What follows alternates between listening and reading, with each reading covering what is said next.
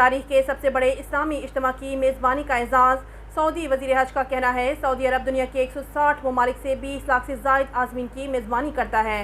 العربیہ نے رحمان کے مہمانوں کے استقبال کے لیے ایک فلم کے دوران کہا جسے وزارت نے اپنے ٹویٹر اکاؤنٹ پر شائع کیا۔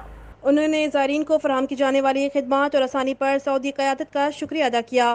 انہوں نے بتایا کہ مناسک حج کی ادائیگی کے لیے سعودی عرب آنے والوں کے لیے فلائٹ ریزرویشن کی تعداد 1.7 ملین ہے اور ان کی خدمت کے لیے 32,000 ہیلتھ پروٹیکشن مختص کیے گئے ہیں۔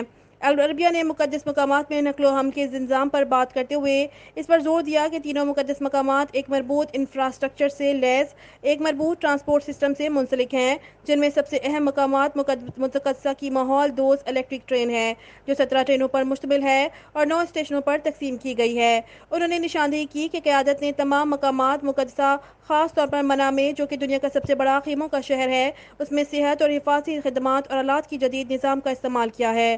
مقدس مقامات پر سبزے کو بڑھانے کے تناظر میں انہوں نے زور دیا ہے کہ 13 لاکھ درختوں کو پہنچنے کے لیے شجرکاری کا کام تیز کر دیا گیا ہے، جس سے ظاہر ہوتا ہے کہ وزارت حجاج کی سہولت کے لیے بھرپور کام کر رہی ہے۔